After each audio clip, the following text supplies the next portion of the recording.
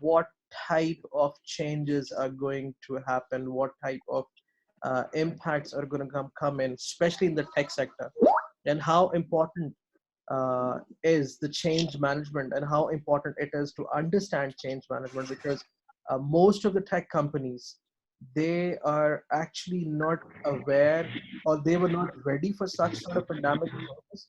They were not aware of these sort of issues which can raise.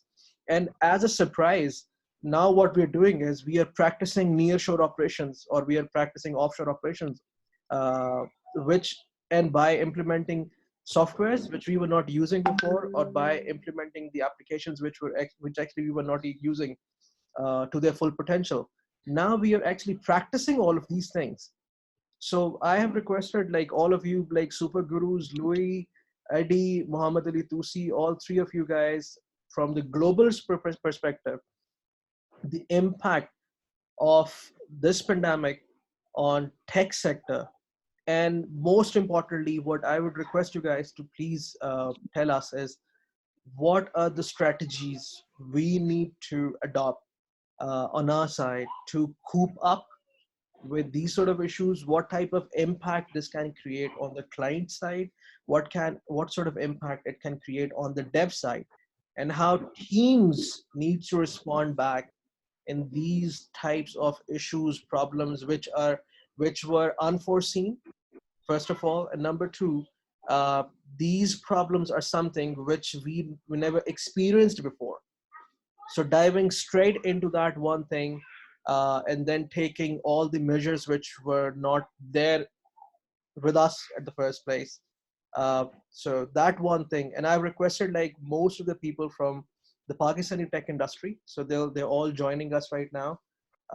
So all these participants with you right now, they have a very clear focus. They're either CEOs, CTOs, CFOs, CIOs, or heading their teams, tech teams, as a team leads, project managers. So all those people right now in this room uh, need to learn, or they want to see, or they want to actually experience, and they want to learn from you guys who are practicing change management for over a good time. What measures should they be taking? So I'll hand over it to Mohammad Ali Toosy first, and then Mohammad Ali Toosy, you can please have Louis and Eddie introduced, and then you can roll it. So now, Yeah, and we would also like to know how are people managing this transition and change in Vietnam and Indonesia too. absolutely. So Ali Toosy, up to you now. Okay. We have Ali, we have Eddie, we have Akas, we have like loads of people right now online with us. 37. Okay, so can I share my screen? Up to you. Up to you now. Thank you so much. Okay. Can you see my screen? No.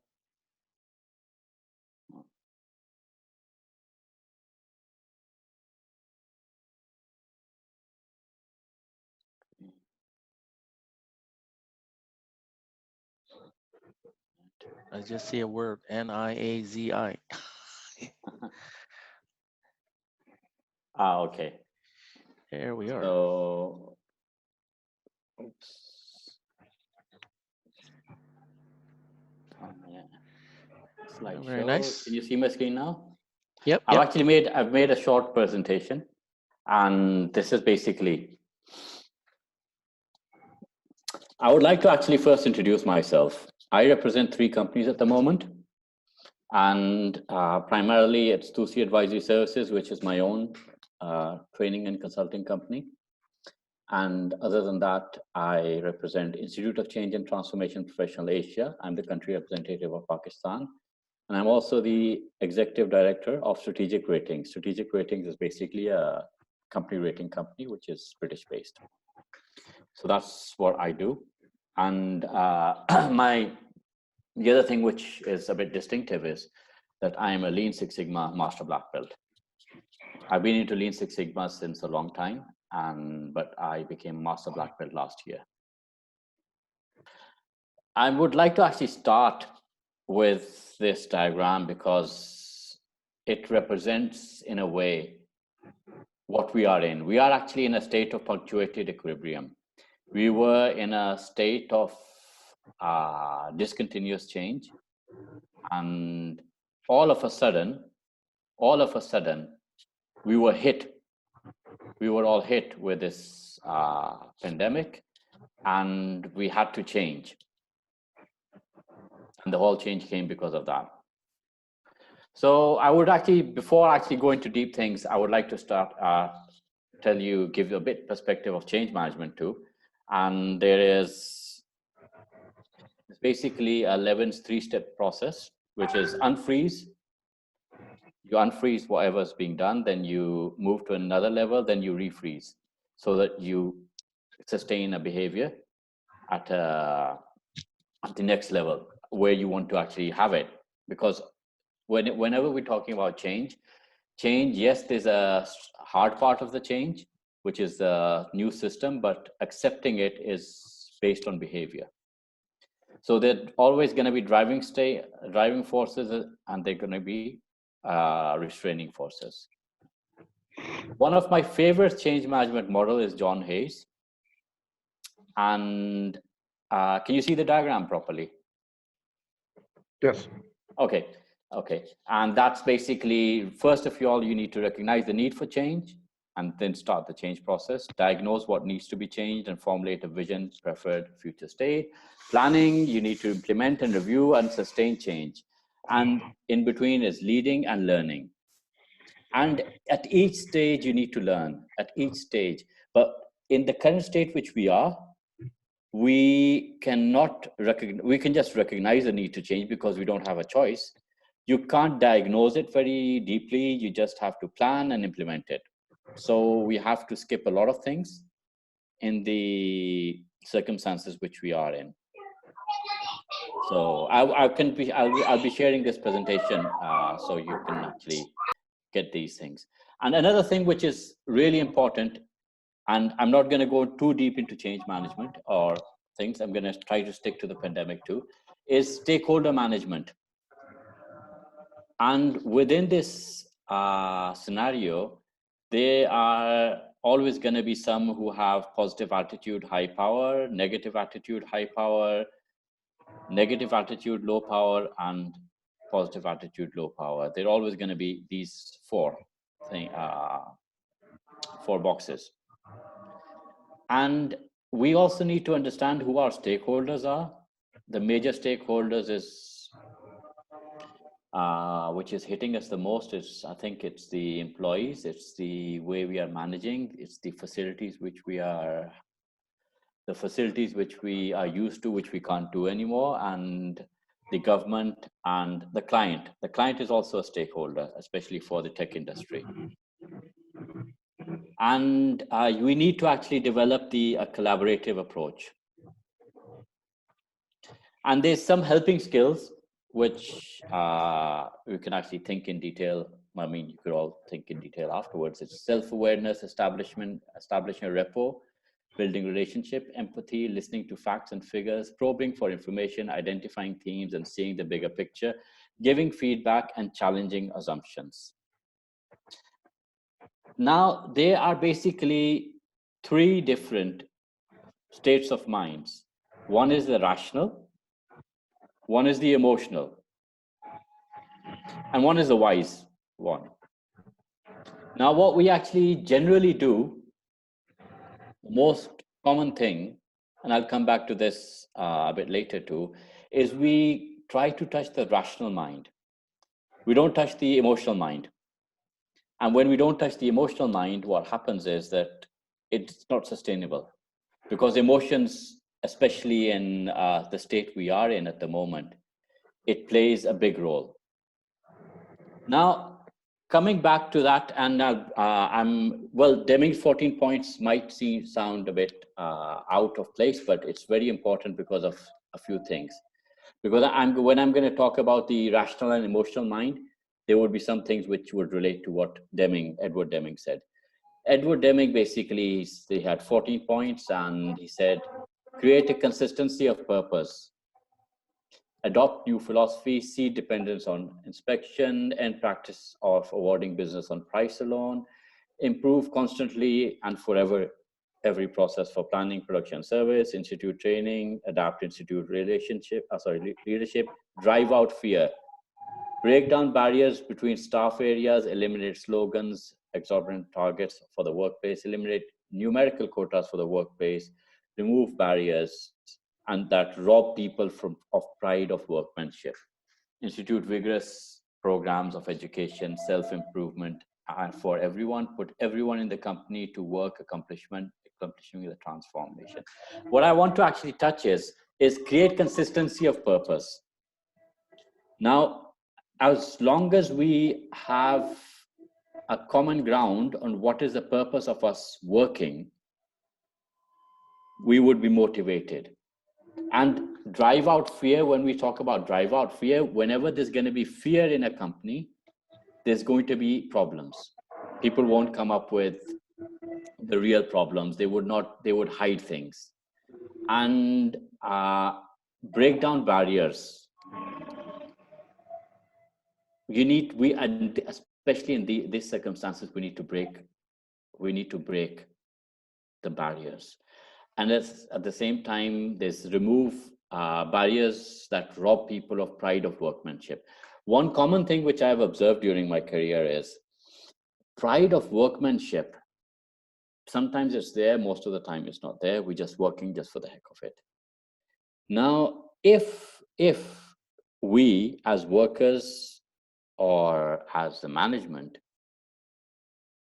understand what is our place in the bigger picture and where do we fit and how do we contribute in the supply chain, then the pride of workmanship would be a bit more. So, I mean, sometimes I say that think beyond yourself, think for yourself, think beyond yourself, think beyond your cities, think beyond your country, maybe think beyond the world too. So we need to actually make sure people understand where they are in the whole supply chain. So that's why I talked about Deming. Then there's the lean mindset. Start inspiring purpose. Energize team by providing well-framed challenges. Delight customers. Achieve authentic, sustainable efficiency without layoffs. Develop breakthrough innovations by motivating, moving beyond predictability.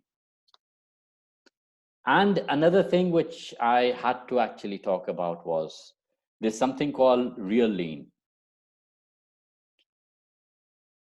Whoever has, and this is one reason why lean doesn't work. Lean, whoever's been in the real lean, they understand that it humanizes the workplace and improves cooperation and communication, focuses, energizes people. It adds skills, increases knowledge, it increases creativity and makes job more valuable and secure. Now, coming back to here and about the rationale.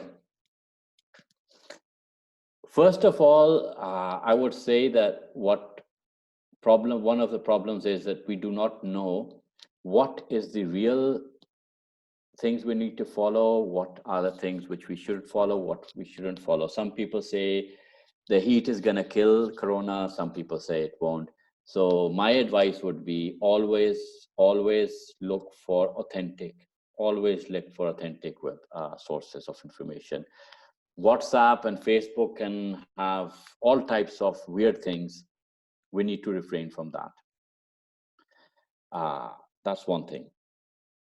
That source, the legit source. Another thing is that obviously we most probably have already started that, is we need to actually use mechanisms, the concept of work from home, and we need to have tools like Zoom. We need to have Uber Conference, we need to have WebEx. Some people have it, some people don't. And whatever you have, whatever fits your organization, just do that. So I'm not actually particularly saying go for Zoom or for Uber conference or for anyone else. So that's really important to know that you need to work from home, and you need to have SOPs. You need to have SOPs. You need to have fast. I would say you need to have certain procedures which are simple. Now, one thing what we do is most of the processes which we have and we make, hopefully the tech industry is a bit different, is that we need to make simple guidelines, simple processes. We should not complex the situation. We should make it as simple as possible. We need to make maybe even visual, because everyone is not a techie.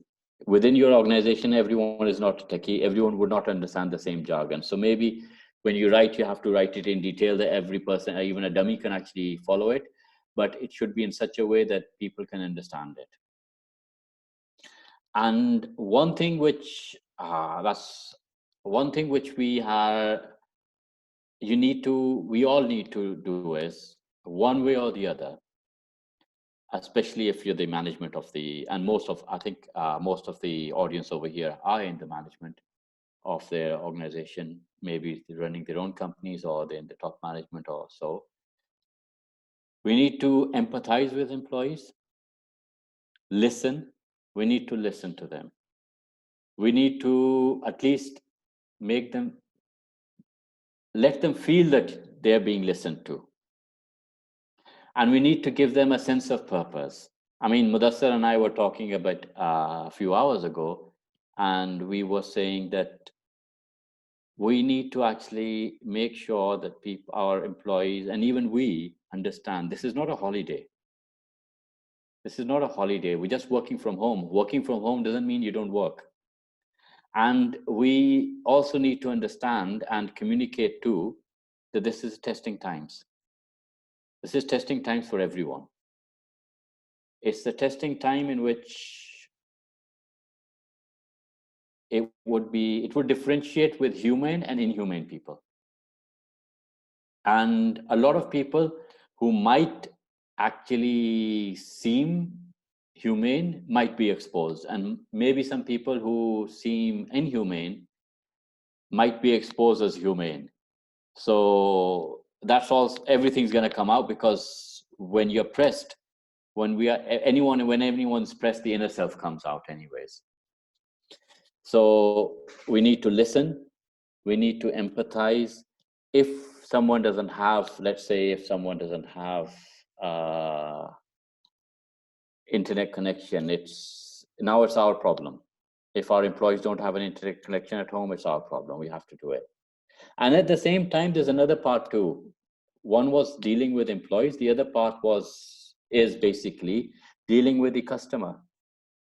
I mean, nearly everyone at this moment of time is in a shock. The retail business is down. The entertainment business is down, more or less. The travel industry, the tourism industry is down. There are a lot of industries which are not functioning. Even the hospitals are generally just working for Corona. And the dentists, if I'm not wrong, the dentists are just emergency only. So this is the situation which we are in. So practically everyone is not making the same amount of money. And we need to engage with our customers too. We need to empathize with their situation. And God forbid, if they are asking that we need to cut down, we need to listen to them, and we need to try to negotiate the best possible thing for both. It has to be a win-win situation. And for that, there's a rational part and there's an emotional part. We have to think about both. We have to communicate in such a way that we give solid reasons, that these are the reasons which you have to keep the team, and emotional reasons that these guys have actually worked a lot for you, or just remind them if you've ever done something which is way beyond the normal. It might be a nice tactic or something to actually remind them to that we did this for you when you were in trouble. So because we don't want to have a situation in which we end up losing business and losing jobs, because that would hurt you, that would hurt your core company, and that would obviously hurt them. And a very interesting thing which I have seen in Bangladesh, but I haven't seen that in Pakistan, and that is that the biggest sector in Bangladesh is the textile sector. They're thriving. I think they're exporting more than $20 billion worth of goods from the textile sector. And all of a sudden, obviously, the textile sector, they're in a mess. The payments are delayed. They can't ship. Everything has stopped. So the payments have actually stopped coming there. So the interesting thing was that I recently saw a video. Of the textiles. There's a trade union, I would say, not exactly a trade union. It's more of an association. Textile Association of Bangladesh, and the head has, in a very nice way, appealed to all the buyers that we have worked at very low wages for you. This is testing times for everyone, and it's testing times for us. If you don't actually, if you don't cooperate, if you don't give payments and stuff like that, 4 million people would be out of their jobs. And the world would, and he actually said the world would remember. If 4 million people are out of jobs, the world would remember, and ultimately it would hurt your brand. So she appealed in the rational way, she appealed in the emotional way, and she talked about the poverty, talked about how these people were taken out of poverty, and how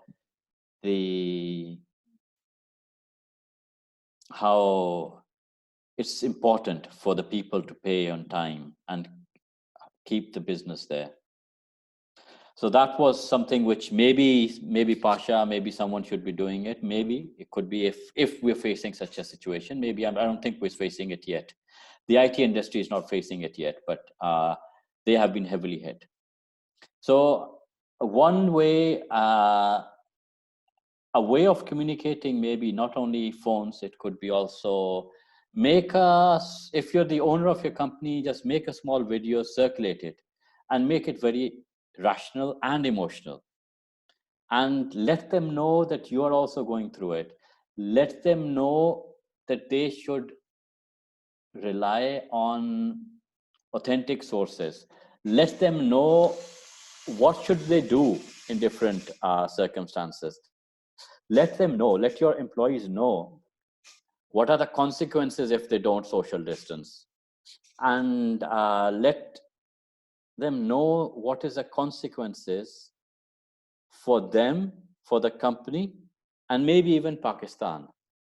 Let's say if people don't, if the general employees, our employees, start consider it just a holiday, and we miss out 2-3 weeks of work, let people know that what is the impact on the organization as well as the business. And just let them know, if everyone starts thinking like that, then the IT industry in Pakistan would not sustain, because the world will remember that when they were working from home, they were just playing. And believe me, and tell them that to get business abroad, especially for Pakistan, the marketing is not that easy. And if you start losing business, you lose your job. I mean, how long could a company sustain without business? So give them a sense of purpose. Tell them that they are part not only of the circle which they think they are part of a bigger circle too.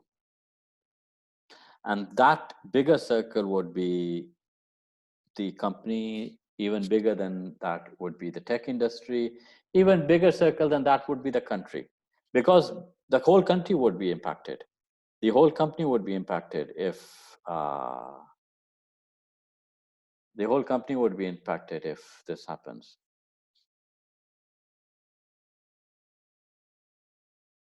And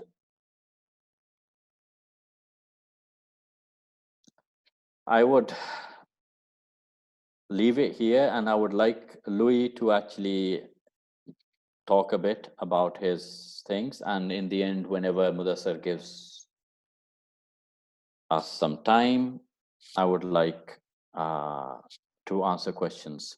So my key things were basically engage people, rational side, emotional side,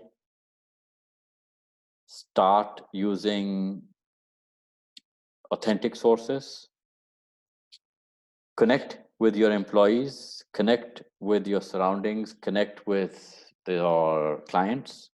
Make sure you don't lose business. Make sure you don't, this is not a, we don't have a problem of low productivity. And that can only happen if everyone has that sense of pride of workmanship, if everyone has the sense of responsibility. Make sure that people understand it. Everyone loves to say, Pakistan Zindabad. This is the time to actually be more disciplined because of Pakistan. It's much more than us. It's our behavior at the moment is way beyond ourselves. It impacts the industry, it impacts the country. And if we eventually come out strong, we would be remembered strong. If we come out weak, we would be remembered weak. And how would we want the world to remember us in this difficult time? So I would like to actually ask Louis. Louis, can you please unmute and introduce yourself, because now this is a wider audience. And do you have a presentation, or would you just like to talk? No, I don't have a presentation, but I'll probably just talk a little bit about some of your themes. I think you've mentioned quite a lot of very good themes, Toosy, and I will probably add to them. It's still sharing the screen, yeah. So yeah, I'm actually, how do I stop share? Resume sharing, or should I pause? Hello? Yeah. You can click on stop sharing screen. Stop share, okay. Yeah, stop share. So I can't see anyone. on the video, right? You start video.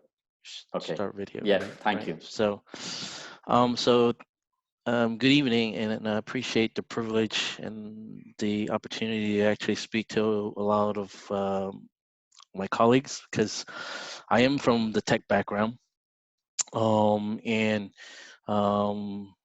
like you, I came up from the trenches. My career in IT actually started as a help desk guy.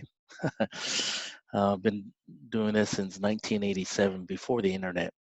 So I'm actually very proud of my help desk roots, and I've never, left those roots, even though now I'm, beyond sort of, in a different stage in my career. So my perspective is colored also by the fact that I came into Asia in 2004.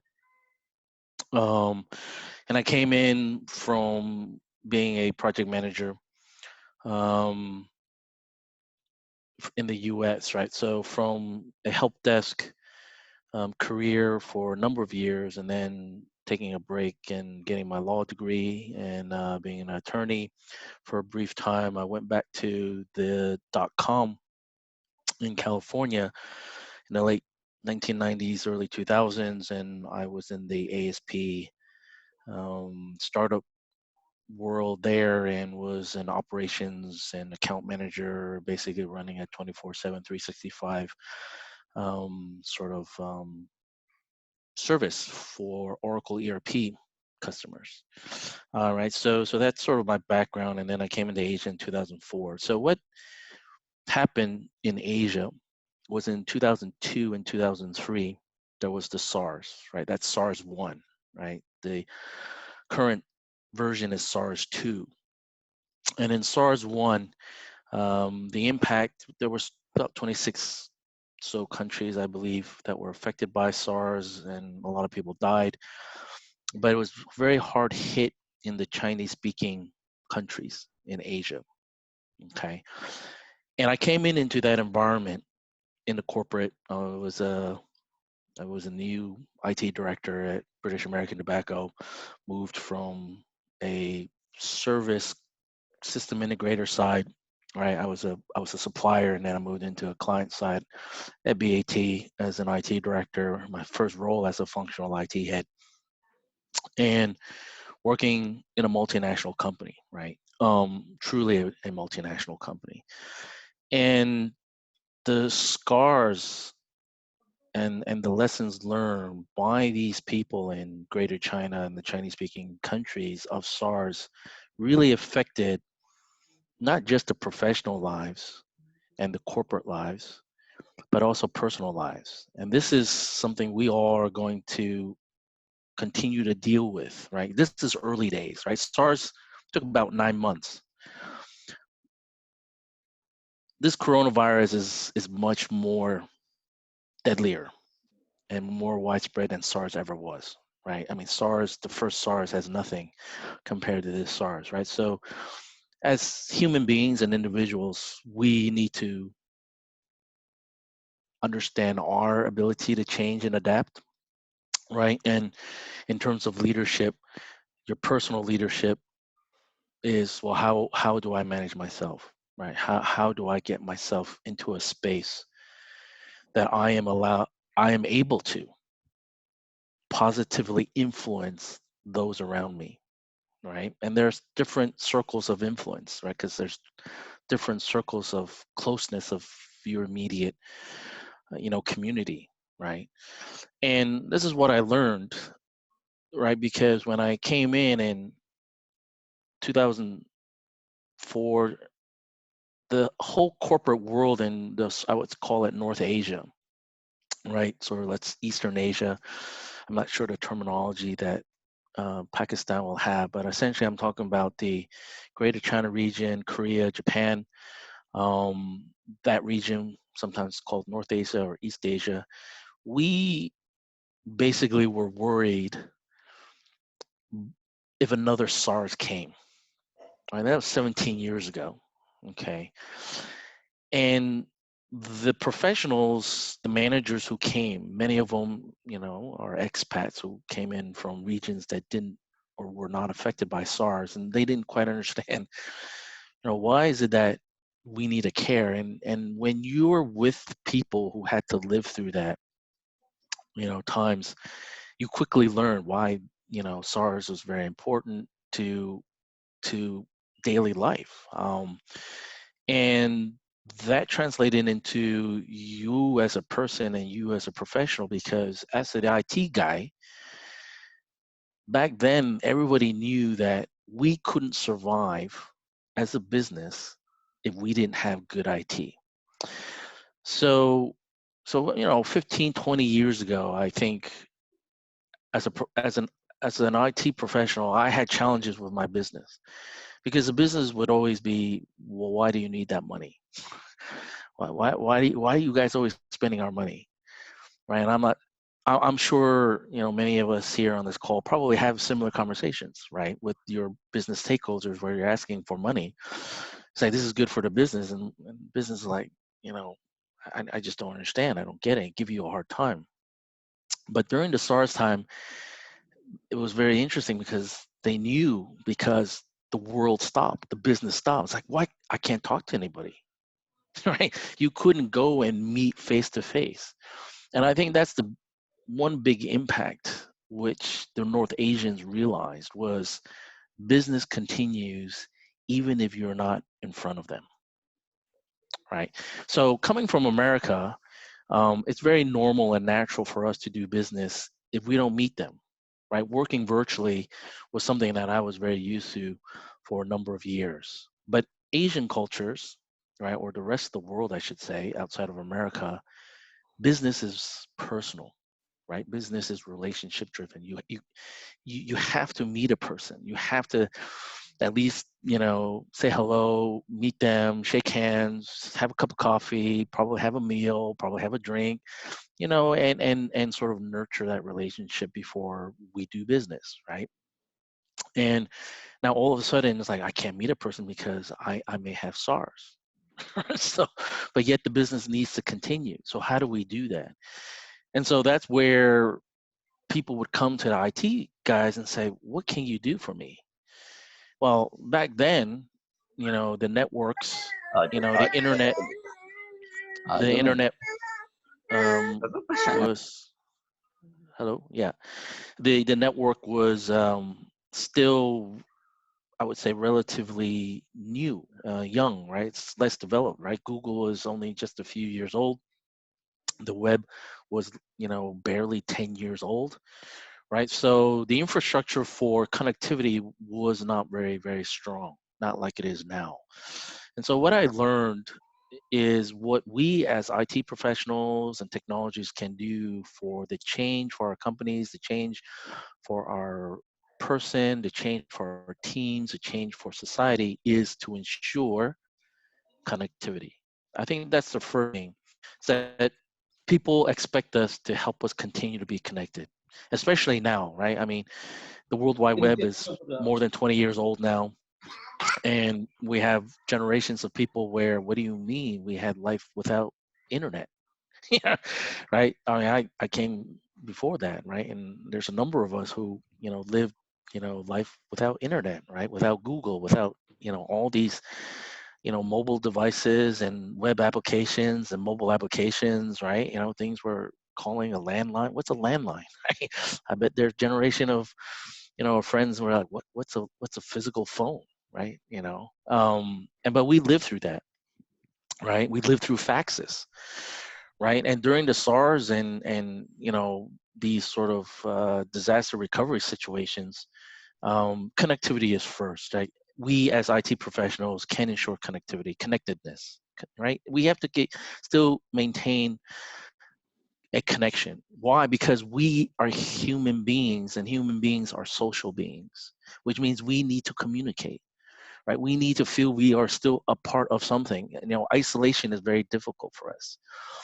So I don't know what's happening with the Pakistan country infrastructure, but I can tell you that with the countries really affected by this coronavirus, the performance of the country network has degraded.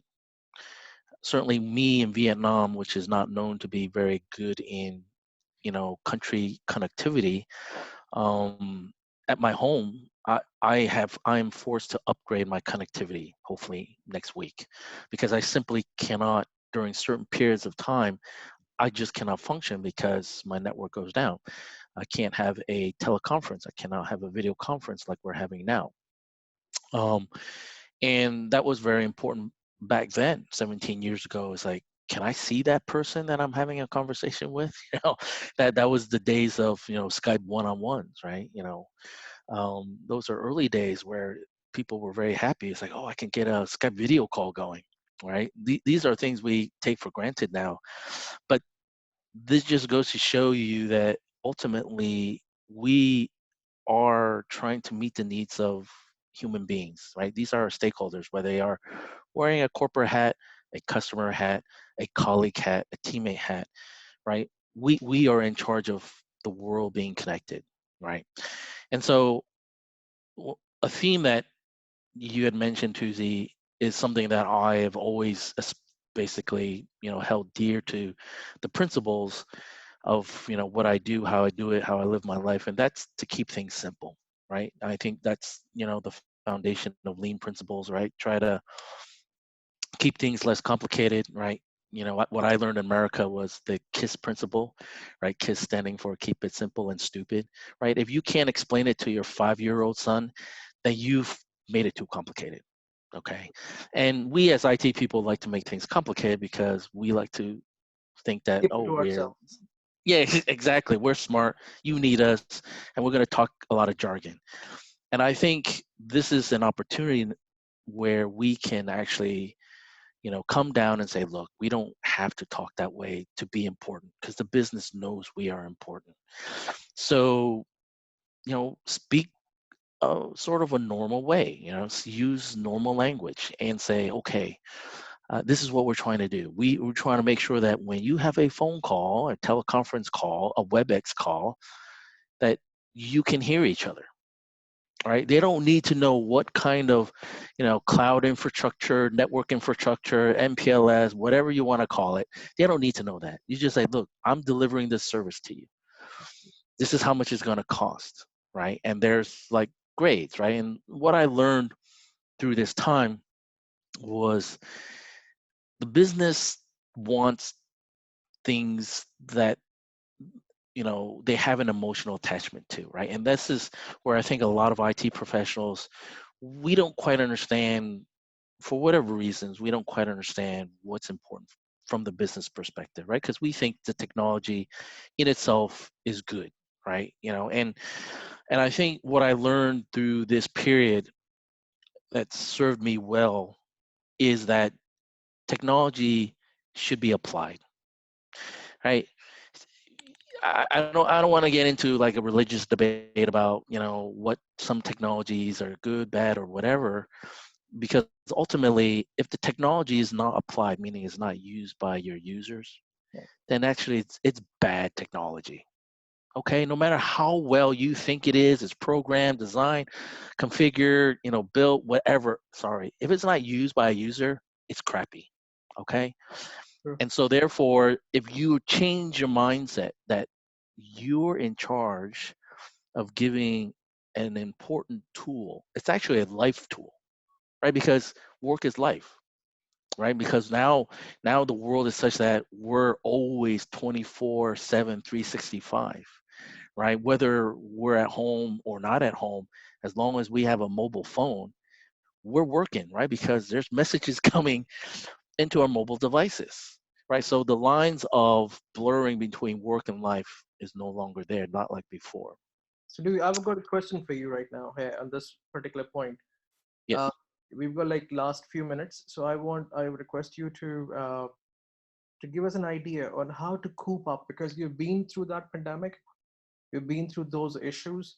What is something that we need to do, or we need to adopt, or we need to understand while going through this issue? Because for 98% of the people right now in this club, in this room, they've not been through this.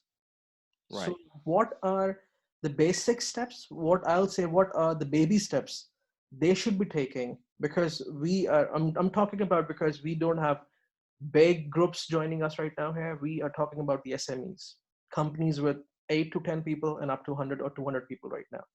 Okay. What should be their approach towards these sort of issues? Yeah, I think I would go back to how do you make sure you are always connected with whoever you need to be connected with, right? So I think the two key connected stakeholders are your teammates, your colleagues, right? The people who are servicing customers or building a product, whatever. And then the other one, obviously, is your customer, right? You need to make sure that your customer, you're always reachable to your customer, because these are very stressful times, right? And we are human beings, we're social beings. And so being connected is very important. And then we can do that. And so therefore, as a technologist, maybe many of you come from the, software development side.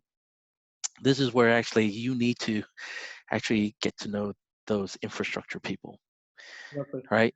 Right. So you So, actually have to understand how that works in your country, and how you can then use the tools or build the tools if they don't exist in your country, in Pakistan, to ensure the connection and the ease of connection between your customer and your teammates are always there 24/7, 365.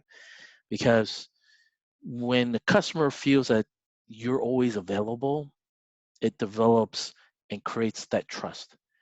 And sure. that's what we're always trying to do, is create, hey, you can trust me. I'm a trusted advisor. That's where IT people want to be with a business. Like, I want to be your go-to guy, right? When you have a problem, call me. And this is how you can do it, right? Just understand how you need to maintain that connection. And this goes for all nearshore operations. This goes for all offshore operations and even in-house operations. Your Correct. communication is the key. That's right. That is a key foundation. Thank you so much, Louis, for your time. I truly appreciate that. And your inputs, like they're valuable and based on your experience with you can say that, been there, done that. So this one thing which we are going through is Yeah. not new for you, and all your inputs, I believe like we've got like so much things. We've learned a lot from your side. So I would like to invite Thank you. Vikas Pitafi, and Vikas, if you're around, can you please join us? Vikas, Dev Batch, CEO, can you hear us?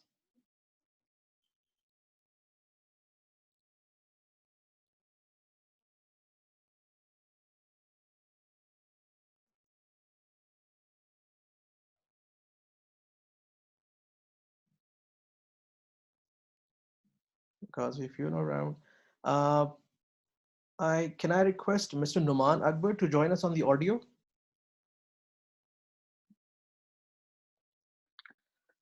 Ji, Assalamu alaikum, I'm here. Assalamu alaikum, Numan sir. Thank you so much for joining us. Numan sir, because you're working on two sides, you're working on in US as well as you're working in Pakistan. Yeah. You are meeting your clients, and now it's a Mm. situation where you have to create a connectivity, and you've got a different level of experience because you're meeting clients on site. Okay, you're generating business on site, physically being there and coming back, getting it delivered. What is something you would suggest in such situations where we have a pandemic approach, and at the same time what has happened is client side as well as the delivery side both is affected. So what's your opinion, and what do you think companies in Pakistan should do to cope up with these sort of issues? Hi, everybody. Mudassar has already introduced me. My name is Noman. I will not go into the details. I run a very small digital company. We have a presence in US. So what we are going through is I would love to talk about my experience. What we are going through is that currently we are not listening much on the news, but US is slowly going into a lockdown kind of a situation, and lockdown kind of a situation where we neither me nor my clients have access to their physical banks where they walk in and make a wire payment or wire transfer to us for the services rendered.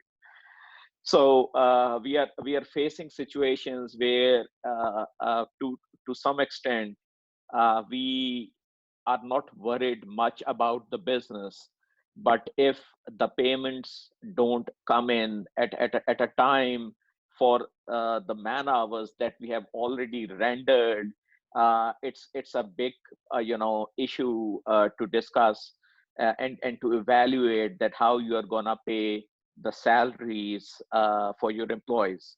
So as an SOP, I've always, I've what I've learned from my past failures and businesses. I've always kept a buffer of couple of months in terms of salary. But when you see a graph, when you see projections, when you see media, when you see that this before we see everything coming to normal, it may be August, September, October. So there are different guesses out there. So before we get to a normal, the big question is, would the clients who I was serving be able to survive in their business first? And if only if they survive in their business, they'll be able to pay us back. And if we are not getting any payment in between, and we get our reserves dried out, so it would be a very, very difficult position where I would not be able to retain my client. Emotions work to some extent. Emotions work to some extent.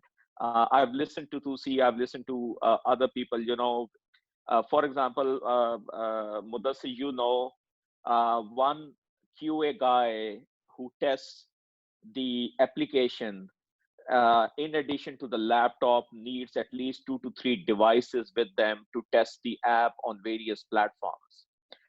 That inventory itself, if you collect, uh, at the moment, every employee is sitting between $3,000 to $5,000 worth of assets at home. Yep. So the worry that we have at the moment is, the moment you start cutting down the salaries, or you start asking them that they have to be on board and they have to be part of the process, so that you can sustain as lengthier as you can.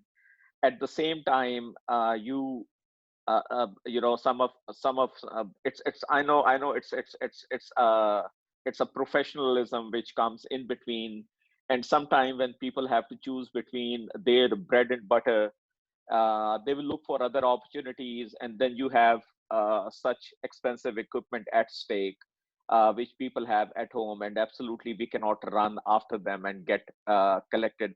At least with my 50-60 people, I cannot run after them and get them collected, and they have a reason, that they were not paid, and they're holding on to it, so it becomes a very difficult catch 22 situation.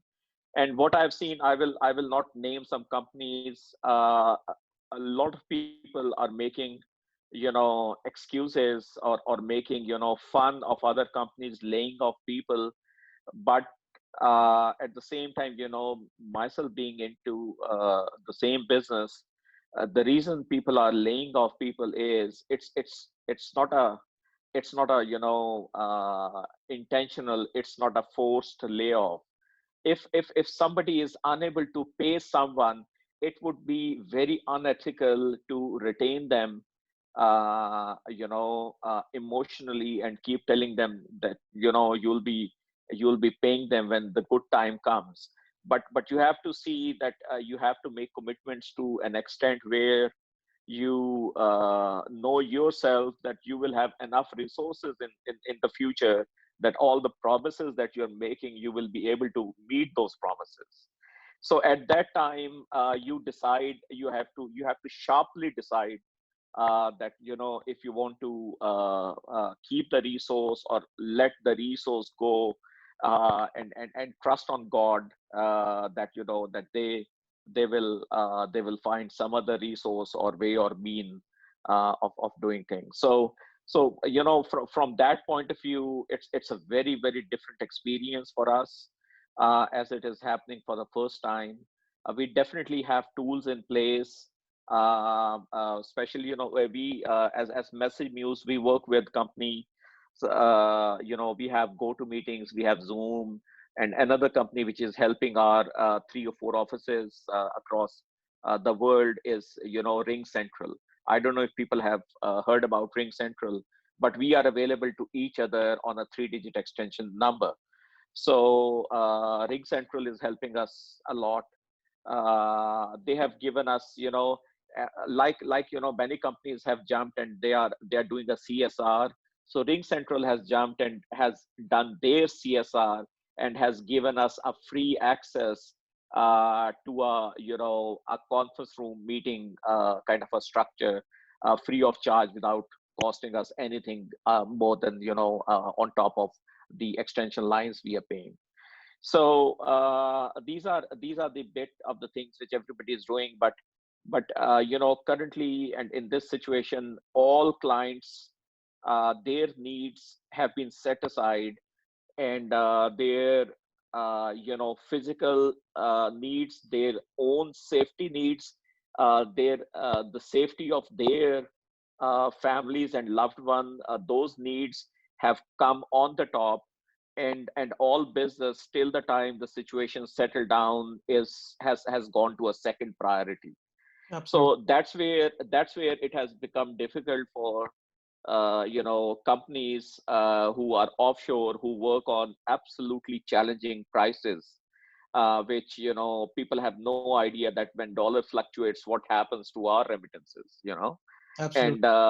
And employers, you know, expect a 20% raise, you know, and they start asking, you know, right after 8 months that, you know, where is my raise? And Exactly. I've been performing so well. So it is, you know, It's a mixed situation, I would say, Anumanvi, the way you're explaining uh, it. It's sort of a mixed uh, situation where everyone needs a support on both sides. yeah, The company yeah, towards yeah, its employees, employees towards the companies, companies towards their client, yeah, clients back to yeah. the company. Uh, So what I'm understanding is that probably we'll, once we get out, and inshallah we will get out of this, and we will take and we will drive a lot of lessons out of it. And exactly. this is the time where we are grooming ourselves with a situation which has not hurted us, it has hurted everybody. So at the same time, when I'm talking about all the challenges, we also know that if I would be in my client shoe, my priorities would have been the same. True. So the thing, you know, I was listening to you know, somebody's comment that the best thing to do at this moment is to sit with all your employees and ask them to share their opinion that how these conditions, how these situations be handled, if you're going low on resources, or if people don't have resources to work from home and all that, you know, True. what do they think is a right approach if they are in your shoe to you know, handle and sustain this business.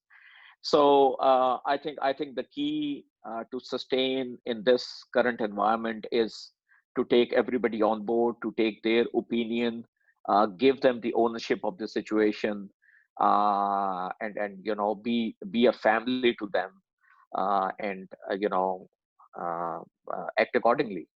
Perfect. So that's what all that is what that comes to my mind only. Absolutely. Otherwise, if I sit here and look selfishly on things, and take one-sided action, would definitely you know, will not end up in a good way. So involving everybody will pass on the stake ownership to everybody, and people know, you know, people who are working. I started my office from a, you know, home drawing room, so the first two employees are still with me, you know. So they the way the business has been run, and I know, Mudassir, the way your business has been run and built up is built up on a very family kind of a, you know, environment, where you sit together, you eat together, you watch out for everybody. Anybody is in need, everybody else is present for them. So in such kind of, you know, experience, we have seen enormous kind of productivity coming out because they feel for you, and they would do, you know, day and night. They would you know, work, you know, for you, not in the wrong way. They would you know, make your challenges their own challenges, True. and they would do anything to meet them.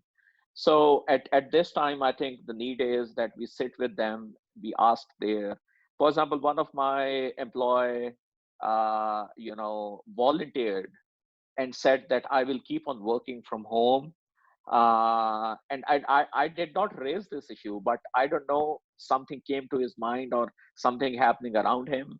Said that, you know, the Manbhai, I'm willing to go on a volunteer leave, a volunteer unpaid, you know, leave, and I will keep contributing whatever best I can contribute.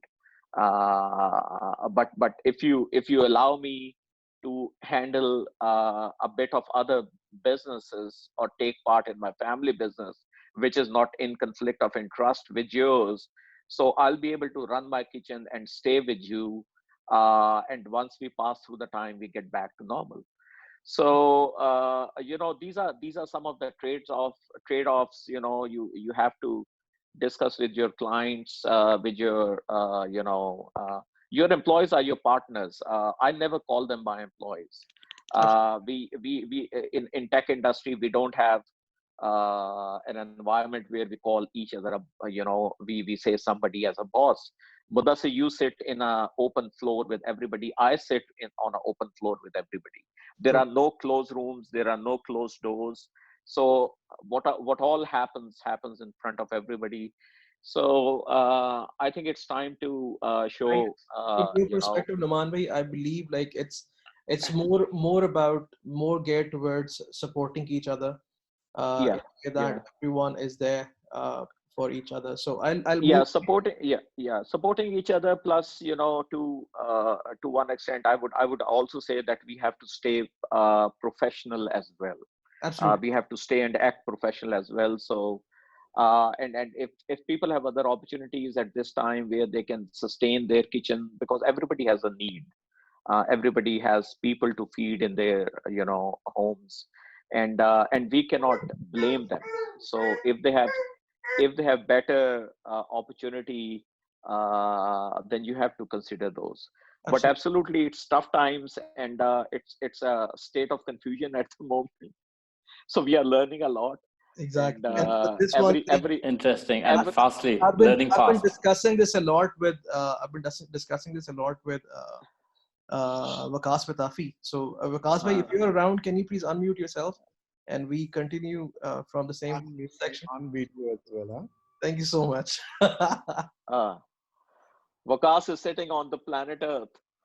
Wow, I fixed that. Yes, Assalamu alaikum everyone. Hello, कैसे हैं Waqas? I'm fine, alhamdulillah. आप ठीक हैं? जी अल्हम्दुलिल्लाह, सब खैरियत है. So Vikas, how are you coping up with the things, and what are the things I know we've discussed that, but I want like all 39, 40 people to actually be to consider a few things. Probably we are going to learn something out of it, or probably we are going to share something which people have not considered on their part. So what do you think on this one thing where we are in a situation as an SME, as a middle tier groups, what should be our plan of action for these sort of things? Yeah, Mudassir, see, any macro level event like this one is going to change everything. That everybody knows, right? This is a global thing. One thing which is good about it, I mean, obviously in such a manner, there is nothing good, but it has actually happened around the world. It has not just happened in one region. Okay, so I think that balances out everything. Otherwise, if it had just happened in, say, South Asia, the whole world would have, I mean, they have done the same to China and other North Asian countries in the past, where businesses actually shrink for a very long period. But once this is over, I think things will start turning back. I see this is going to be a 3-stage thing. One is that we are in lockdown right now, so everybody is quarantining, staying at home. We will come out, then after that month or a few weeks will be required to kind of acclimatize with the, whether we can go out or not. I mean, still there will be fears that we go to this building and there is still virus there and all that. But then once you get over with all of that, and the businesses would start to realize the new word order and business order, right? So that's when actual thing will fall upon all of us, whether it's going to be the same size of business for all of us, or it's going to be changed size for all of us. You have to rally your troops, whatever the situation. You have to, as Noman has been saying, you have to make business decisions, but the most important part is you cannot break the backbone of your business. I mean, I have seen that recently in my past, 2018, we had a lot of cash flow issues at that time. What happened was, it's very, very difficult to recover from negative situation. Okay, you can always keep some place where you don't have to start again from a garage office or from a drawing room office. So you have to make sure that there is enough, so that when the things will revive, you actually will be able to start from where you have left, or where you are relatively from a stronger position than you started from the scratch part. So all these challenges which would which have already been described. So I would not actually talk about them. Devices, work from home, new culture, like, for people to work. But in the first week itself, I think my experience is a little bit positive one. I mean, apart from all the challenges, positive in a sense, like, this is gonna increase the way we are thinking, like, approaching our businesses. I mean, uh, one way is to go all out work from home. I mean, remote teams working for us, kind of distributed work environment. But then, like, the other totally opposite is everybody kind of put together in one, like, office, and everybody working from there. So next time, like, if somebody is asking to work from home, I think it will be easy for us to consider that, because we have now some kind of structure experiment done, like, successfully Absolutely. conducted. So this is, I think, gonna be a big up. Businesses are going to get affected. I already, like, know quite a number of people who are reporting in tech sector itself that there are contracts being canceled, squeezed, and a lot of things like that. So this is a reality everybody has to see. So you have to see your balance sheets. You have to see, like, how you can sustain, how long you can sustain, and how you would want to work the way forward. At the end of it, nobody wants to fire anybody, right? Layoffs and all that are the worst things that can happen to any company. But if the backbone is broken, I don't think anybody wants to do that as business owner. So you have to sustain as much as you can, but then if the decisions will be required, they will be required. So one good news, or at least, like, a positive thing which Pasha is doing is Pakistan Association of Software Houses. They are trying to rally as a trade body in software industry and take the feedback to the government so that they can find some relief for all the people, all the companies like us, SMEs especially. They have been conducting the survey. I think yesterday I got a call from Pasha Secretariat as well. Whoever is member, I'm sure they might be getting the follow-ups as well to submit your feedback. So they are trying to find a way where government can support us so that we can avoid, I mean, not we means DevBatch, but we means DevBatch is the company that I run. We means, like, any SMEs can avoid or prolong such decisions as long as possible. So they also are asking for cash, like, support from government to help SMEs in tech sector so that they can retain their employees for longer. So, I mean, these kind of things are happening, which are positive things. So you should contact, if you are a Pasha member, maybe talk to the secretariat and the CEC committee and see, like, your feedback. If you have any other suggestions, send those across as well. The So I rest, believe, like, yeah. From your perspective, I believe that there are two different elements. One is that yes, we are experiencing something different, which is an enforced experience on us. Okay, we are spending money, as well as we are opening our finances for buying internet devices, to applying for Zoom Pro packages, or for Hubstaff Pro packages, or rest of the things whichever companies are moving towards now. That's one positive thing. And now, and I believe from your words, I'm taking the scenario that yes, with this comes an opportunity. Once inshallah things get back to normal, we have now an opportunity to create offshore or nearshore offices around us. Okay, that's another thing. And moreover, the harsh impact, or the cruel impact, which is going to be mostly, when you say backbone, is going to be with the finances.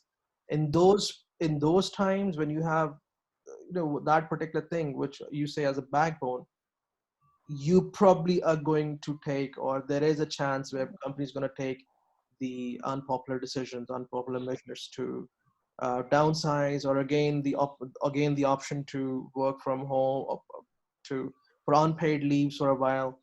These are the Yeah. things which are going to come up. So, Vakazi, I've got a question, I guess, for you from 3D Lifestyle Official. That's the name. So if you can unmute yourself and you can ask the question. It's not a question really. Just wanted to say, it's careful what I remember, sir. Assalamu alaikum, And, sir, Mazrat. Sorry. Walaikum assalam. How are you? Everything is fine. So it was a very productive session. Just wanted to add one small thing here out of this whole TACI discussion. You know, I have recently witnessed a very strange behavior from some very good sized and even some small sized software houses or IT companies in the recent past.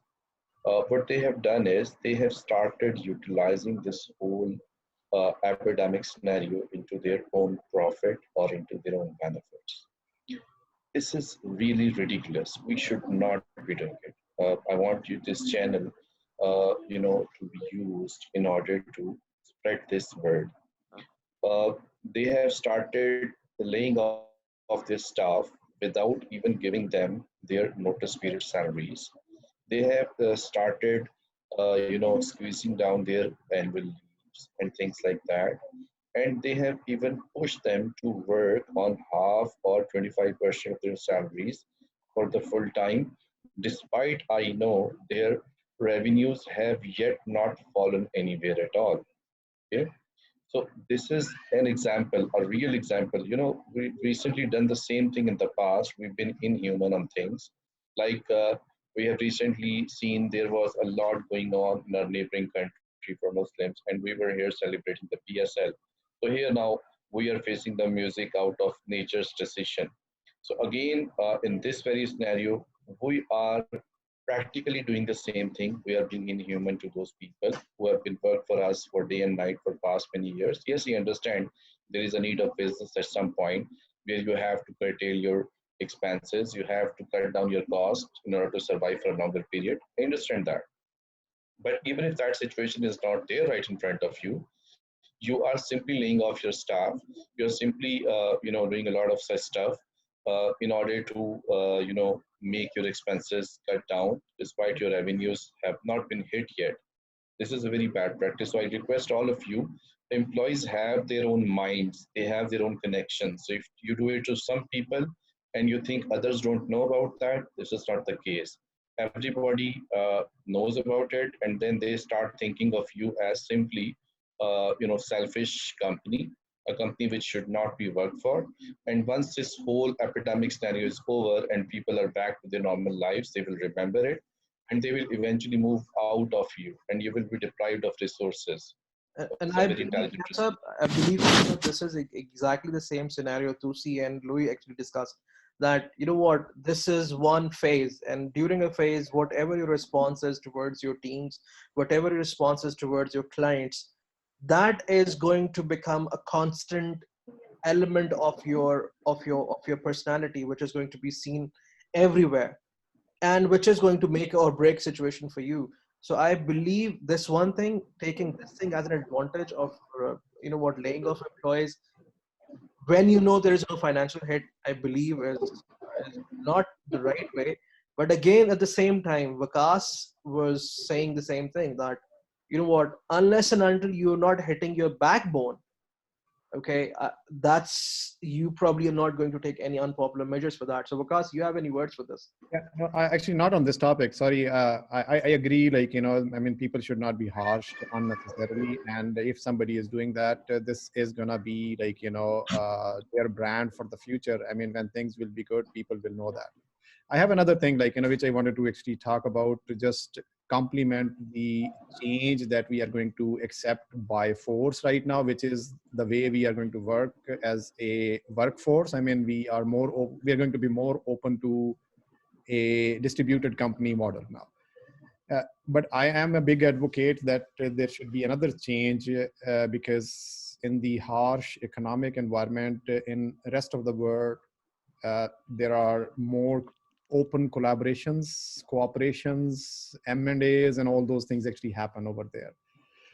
There are so many SME leaders here who are in this call, and I think we should also open our mind for such opportunities as well. Collaborate together locally here to become like, a force which can sustain the tough times.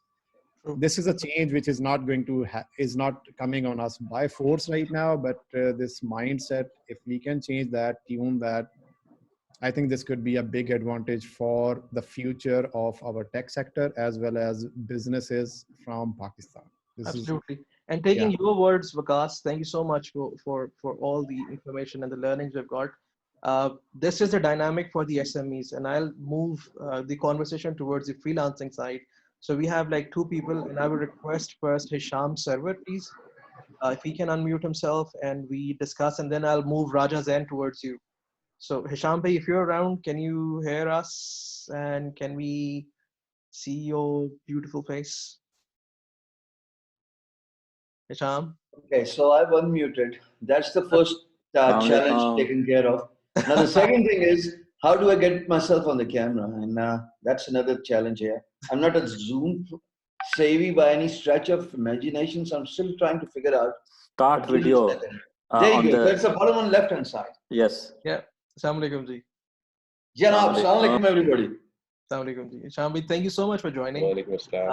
This one thing is actually, this whole conversation, just to give you an idea of the room, this room is filled with the SMEs, the project managers to team leads to the CIO, CFO, CTOs, and CEOs of the company. And they're all SMEs, I believe. So because the tough time is going to be with two people, most of it in this one certain time frame. One is with the freelancing side, okay, and the other was going to be the SMEs. And SMEs with, I'll say, as an SME, you never keep the track, or you never keep the financial aid for over 1 year or 2 years or 3 years time frame.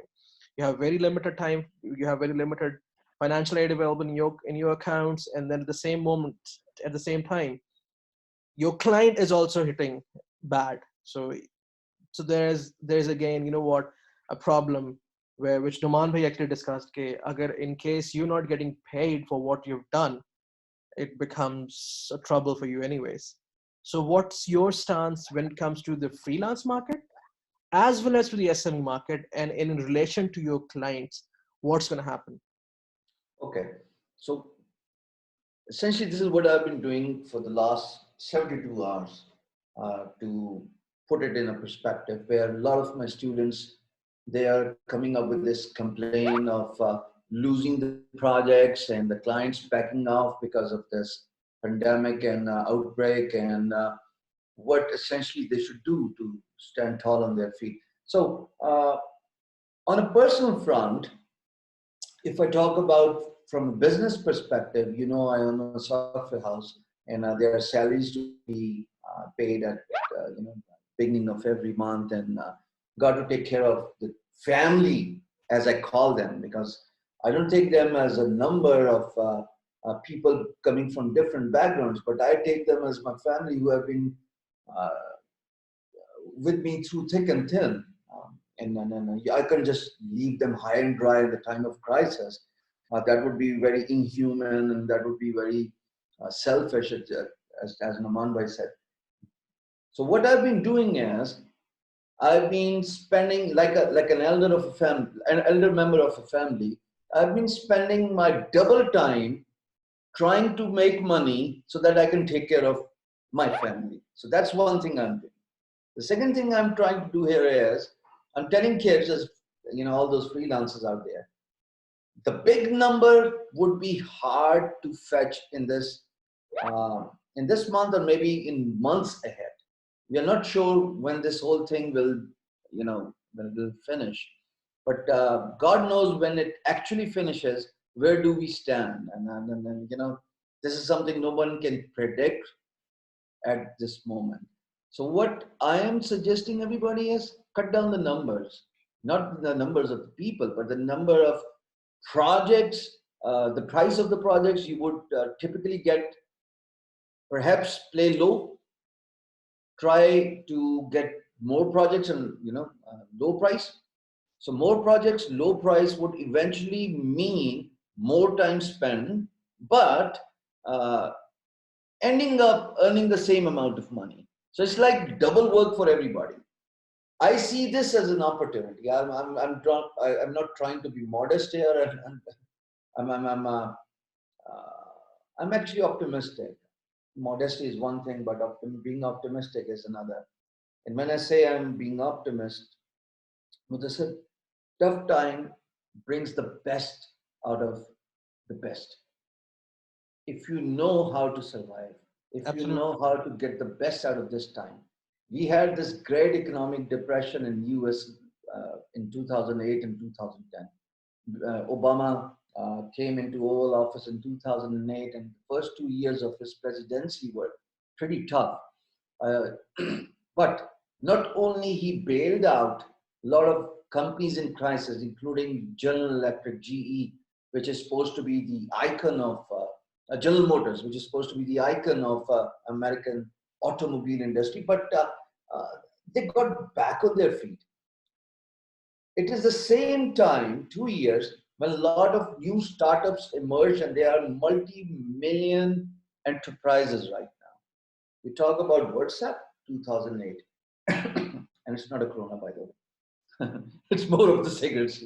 So the second thing is there's Netflix. There's a bunch of projects which were introduced in these 2 years in the time of great economic US depression. And mind you, when there's a crisis in US, there's crisis everywhere in the world. So that's how it is, being a superpower. I see this time of corona outbreak as a time of crisis, but at the same time as a time of opportunities. Let's see, if you have got if you can think out of the box, you can use your employees and create a startup, create a system which could actually help them, the people living on the internet. Everybody's living on the internet. Even those who have got nothing to do with the internet, they are living on the internet right now because everybody's home locked, right? And my sweeper, I spoke to him the other day, you know, how is he keeping up? तो पंजाबी में कहना sir कुछ नहीं करीदा बस mobile ही use करीदा. So everybody's on the internet, right? And therefore the internet speed going down and being compromised in all mainstream cities. Those who would come up with the innovative idea would actually make more money than they would probably have made in the normal times. And I can actually write this on a piece of paper and I'm ready to swallow it if it's not proven true. And as an optimistic guy, crises bring the best out of you. I've been doing this YouTube for the last 2 months, since late January, ever since we did that event in December in Islamabad. There's another source of income I have recently added, and that is actually good enough to take care of the salaries of 3-4 people. So that's one way to take care of them. The second thing is going low for the prices, but trying to get more number of projects so that I can take care of the rest of the family. And again, I'm using the word family. There are no employees. They are me. I'm because of them. And whatever I can save at the end of the day, that's good enough for me to run my kitchen, because eventually I have to, make ends meet. So Ishambi, from this one thing, Give me a second. The fundamental problem arises as I see these software houses in the north, especially in Islamabad, laying off people, is because the Seth, a typical Seth, is not willing to let go his profit margins. So they are being so awfully ugly greedy that they are not willing to take a hit on themselves. Instead, they've made the life of hundreds and thousands of people miserable by laying them off. Now over to you. So Hishambi, in this one perspective, I believe you've given a very positive thought to it. I believe, and I am very sure that in any phase of life, good, bad, if you're innovative, you are going to make more money in every situation. The way we say is in all those sort of in all those sort of like problems, they are equally proportional to the opportunities in that one particular area. So if we say that we have one of our guests from India, Rajan, and he's practicing change management as well. Rajan, if you can join us, please. Rajan, if you're around. Yes, he is. Rajan, if you're listening to us, if you can join us, I would request you. Rajan, can you please join?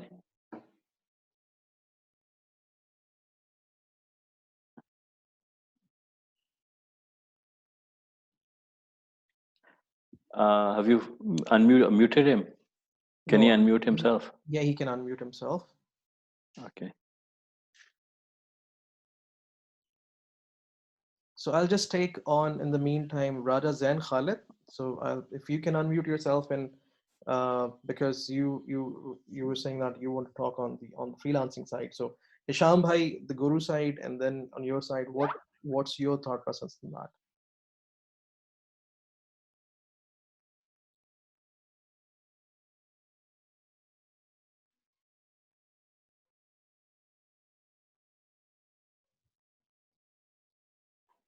Mudassir, in the meantime, if you allow me to add something. Please, sir, please, sir, please.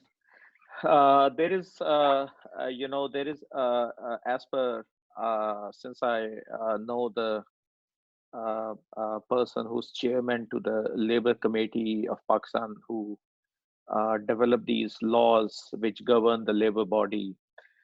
They have recently imposed a section. I don't recall the exact the number of that section, the law that has been enforced right now, and it has come into execution, that no company is allowed to fire people in these critical times. They can negotiate or renegotiate on how they've been taken care of, but as of now, what I know, if there are some people who are following this practice and taking this as an opportunity, then there has to be awareness in the community for them to fight back and make an example out of it, so that other people don't follow that. So that is one important thing I wanted to add.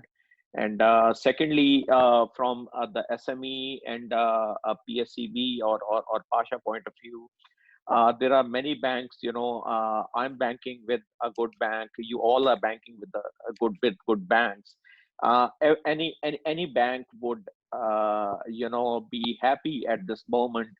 Instead, they have dropped their interest rates and everything to lend you a lot of money. But the question is, we are a service-based company. So a service-based company, revenue depends upon the services they render. So one principle that I've learned the hard way from my very early age when I was in the Middle East is, never get yourself into a loan, especially interest-based loans, unless you have a product to play, or you have you are manufacturing something and you have some sort of collateral in your with you in your warehouse, in terms of stock or in terms of a physical thing which has a certain value. You never opt for loans. So I think government is already considering by extending the tax filing dates. The industry has absolutely been very graceful on giving exemptions on the tech revenue which are remitted to Pakistan. So we absolutely are are truly blessed with these things, which I don't see at all in US and UK, where we have clients. So again, thinking positive, what Hisham said, I would not talk high, but we are working on a app to bring the communities together where there is a need, and where there are people who can fulfill the need, because in this area also we know that not all NGOs are alike and not all perform the same way, you know. Exactly. So why not, you know, connect the community and take it as a cause? And we have started developing that a very basic platform where people can put their requirement and people can adapt their requirement and call it if they want to contribute it from their zakat or it's a general donation and all that. So while government, our prime minister, you know, mentioned that several times, that it's not only government's responsibility. At the end, we all have to contribute towards that to help government reach out every person who's in need. So I think tech companies at this moment has a huge role to play to use technology and bring the needy and the person who can support their needs, you know, together on a platform where they can service each other and do, you know, care for each other. Okay. So that's very important, and I think we will get a lot of good ventures coming out of these as CSRs or as social enterprises or whatever you call it. So I'm very positive, but I think we need to make some example out of and people need to know the labor laws. This is one thing we don't know. When people join company, they are not given the HR manuals or policies. People don't know what they're entitled to. So we have to tell people that they should know what their right is, and then they should know how to exercise their right. Exactly. So that will yeah. No, only that's very true. Atiq bhai, can you please unmute yourself and take yourself on video? So and then we have just Farhat, and we will have the question answer session. So if you have any questions, all of the crew is there.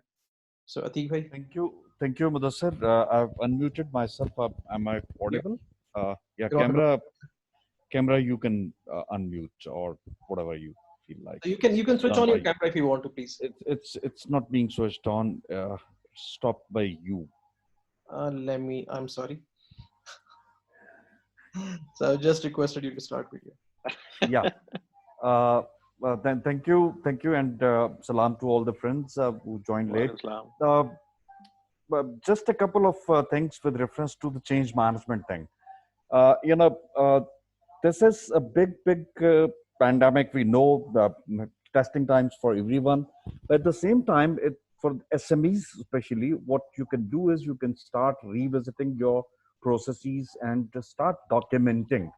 One big problem, particularly with the Pakistani companies, have always been that whatever situation comes in, we do not have a proper data for that.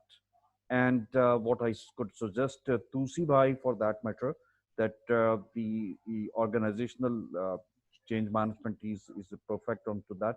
So develop a small group kind of a thing which can start recording some data, whatever the data comes in, because we do not have some defined parameters in this kind of a situation, and that data kind of a thing can be used in such situations if they may come later on, God forbid.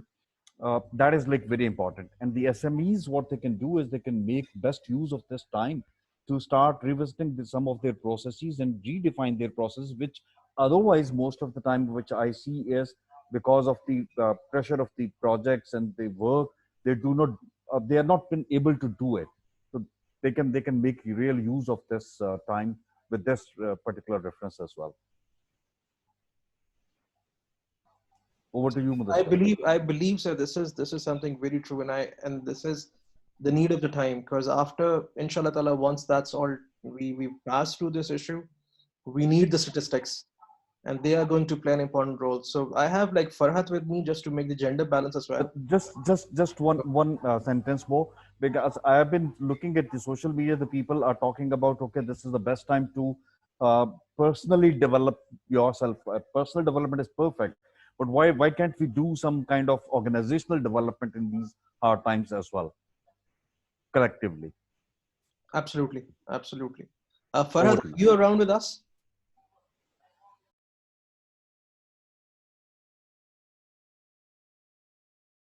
Assalamualaikum. Assalamu alaikum, Farhad. Thank you so much for joining. Again, the change Uh, management thing. so for the gender balance, you are looking for me. So sad to hear that. नहीं ये basically इसकी it's basically wrong choose wrong words.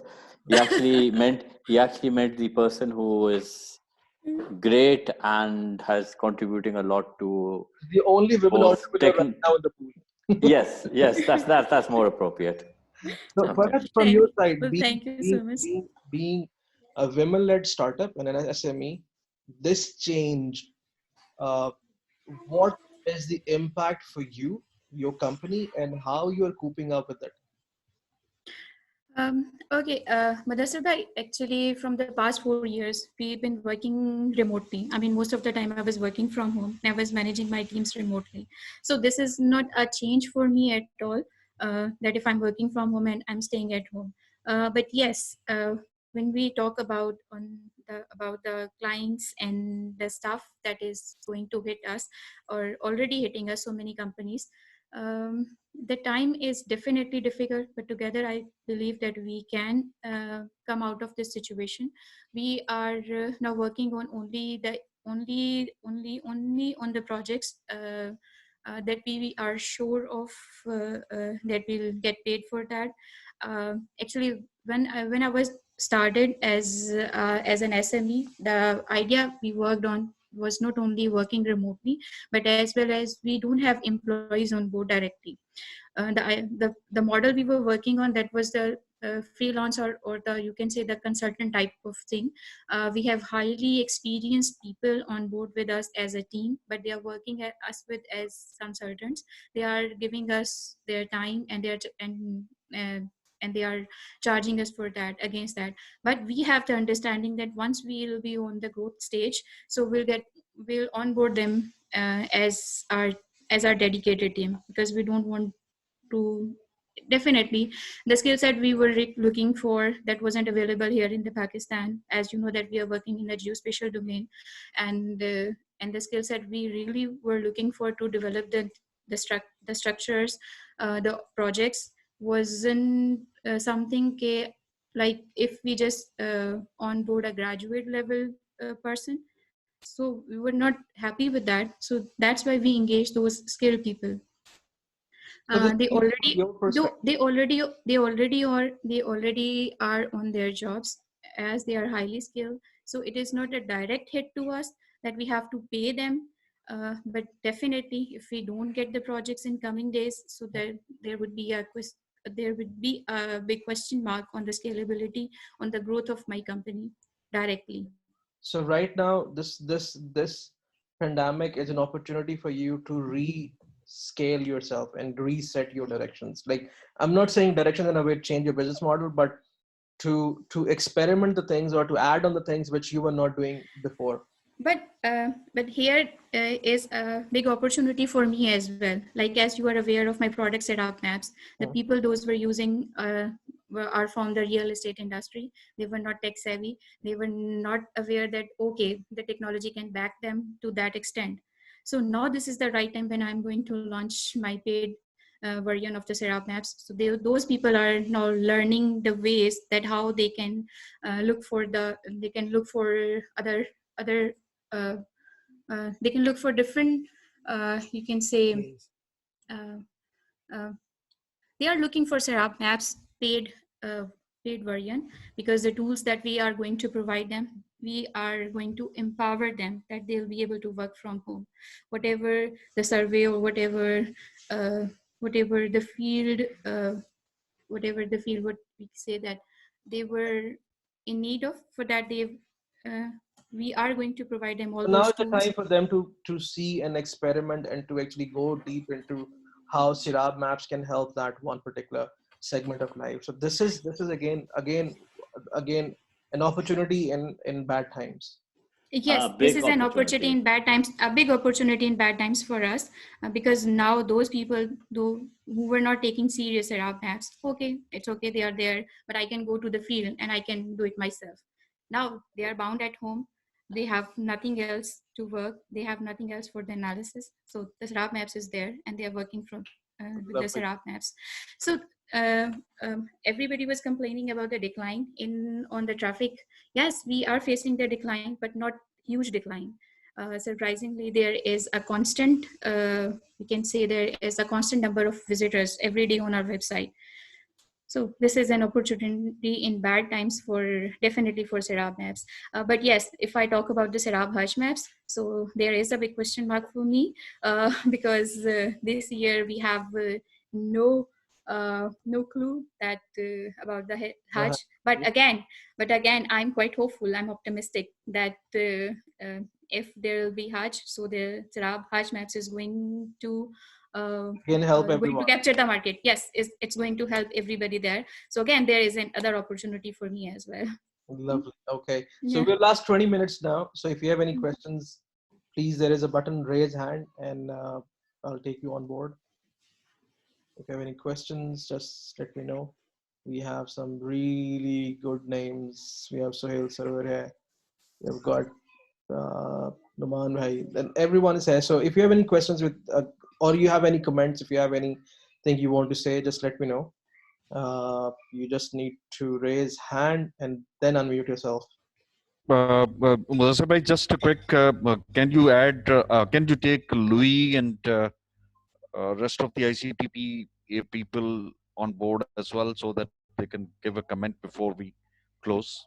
Sure, please. Louis, if you're around, can you please? Louis is still here. Yeah. Louis, can you please unmute and Yes. yeah, do you have any comments? I think the topics and the conversation and sharing is really fantastic. I think one of the things is during these times, community is important, right? And I think what I've heard tonight is that there is a strong community, right? And there is this sort of openness to support and to give ideas, and I think this is the future, right? And I think you guys are demonstrating that and leading it just by doing what you do already. And I think this is very different in some of the other countries that I've been, right? This is not necessarily a normal thing, right? And so if you're representing not just your own business, but as a representative of Pakistan and Pakistan's IT, capabilities, it's very encouraging, right? And I think you guys should all be, commended. And I'm really thankful that I've had this opportunity to hear from all you guys tonight. Thank you. Thank you, Louis, for your nice words. Thank you so much, Louis. And boys, if you have any question, you have anything to say, Sohail, if you're around, Sohail Sarwar, if you're around, so can you unmute yourself? Sohail. Or in the meantime, Omer, you were commenting a few things. So if you are there, you can unmute yourself, please.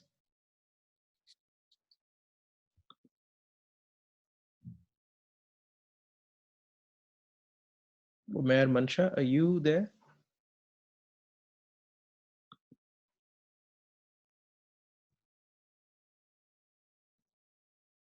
Unmute you, Suhail. I'm sorry, I just got a question. Hello.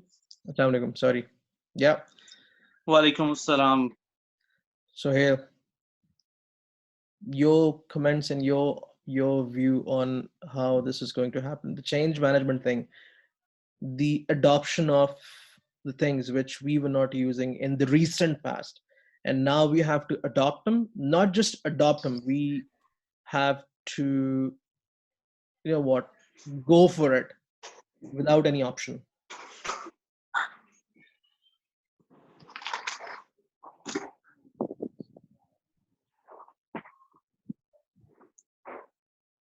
Hello. Yeah. Unfortunately, there is some distortion in the voice when it's my turn. But I think now you can hear me, right? Yeah. So in my perspective, working from home, of course, this is a transition. This is a transition period. And normally when we are in offices, we are used to work on an ad hoc basis when people are sitting right next to each other, and we are, you know, passing them instructions to do this and this, and those are the ones, the engineering side, the other cross-functional teams, where we can see actually their screens and we can ask them, okay, do this and this and this. But now, since we are, you know, away from each other, we need to be more organized. So digitization of the processes, you know, is the key thing, which is, you know, on demand.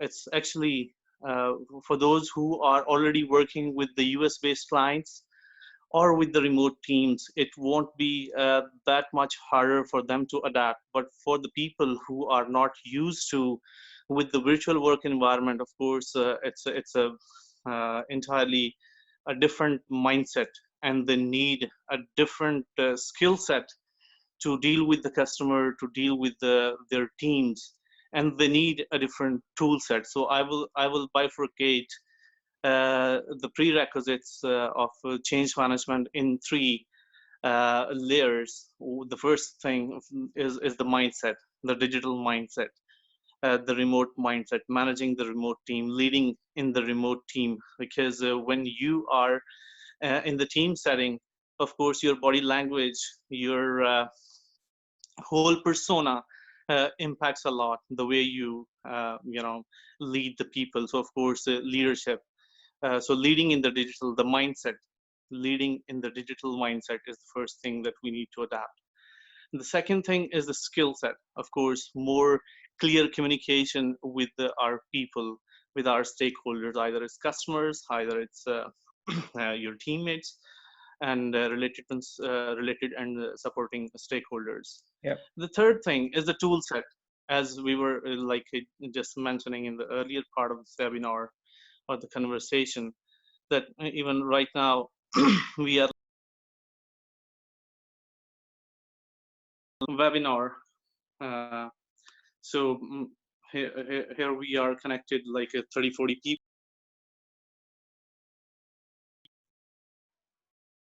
Before that, we were used to talk about several issues in the conferences. Of course, now it's a different tool that we require. Similarly, for the Salesforce. So people who were managing their sales pipelines, their data uh, on you know, multiple tools. Now teams are remote, so sales teams has to work in a collaboration. So there is a need of having that systematic CRM system where sales pipelines are managed. Everyone in the sales team has clear idea who is working on which lead and what stage we are you know, standing right now. So why I'm talking particularly in sales, because we are encountering the situation where business growth is even more critical than the normal business itself. So everyone, what I would recommend is to split their strategy into three major layers. That what is the mindset I should have as a leader to lead my team in this digital age, where I need to build more trust, where how I need to cope up with the risks that Noman was like mentioning about the devices and other assets, and taking care of the entitlements of your people who are like family, because they are the ones who are, you know, trying to make a positive difference by their contribution in your company. So as I'm change management in the strategy, the top thing in your mindset, and the second thing is that skill set layer and the tool set layer. So what you need in the sales side, what you need to install on the workspace productivity side, and how even you can reinvent your business model itself.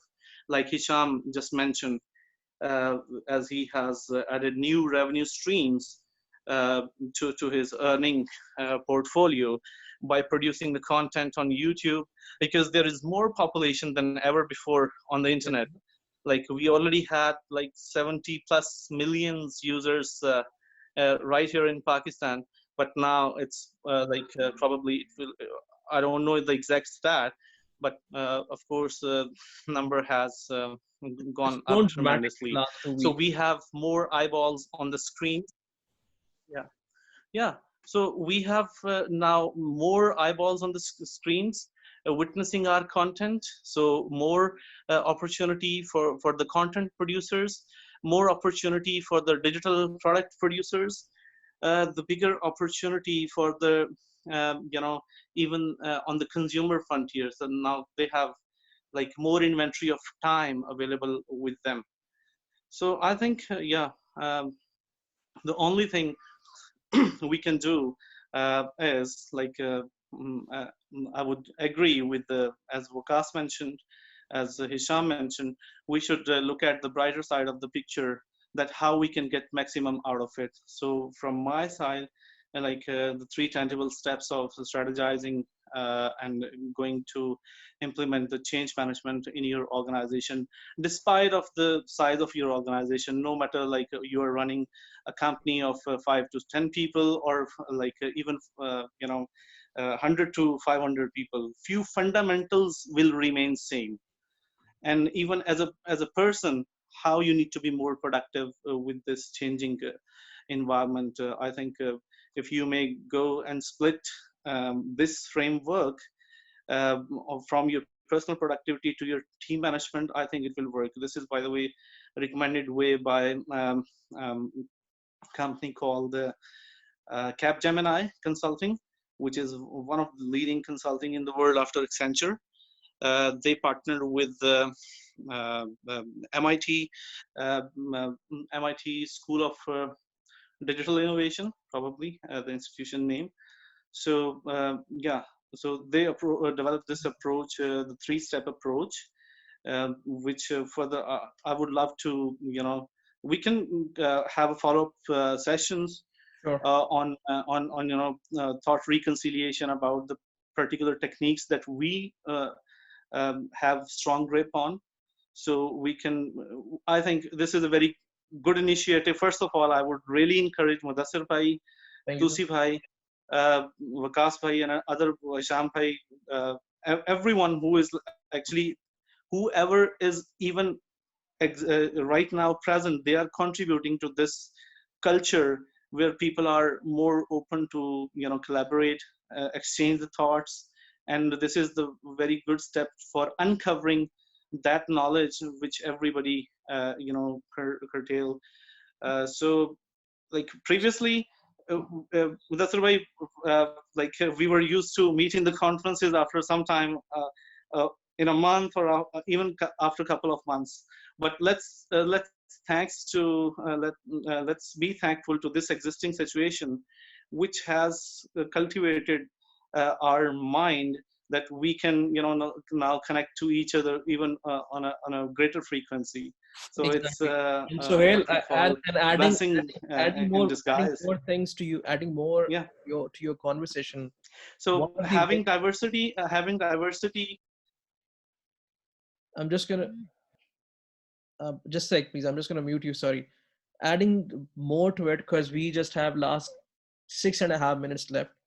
There's one very important thing which we normally miss in the conversation, which that is the data security when you are in remote locations. So that change management has one element which, you can deploy new softwares, you can go for a decentralized place, you can distribute your resources wherever you want. But when it comes to your data security, I have Kashif with me.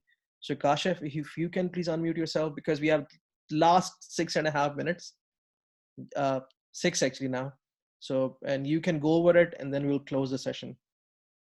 Sure. Thank you so much, Mudassir. Currently, I'm at a remote location, so might be possible there would be distortion.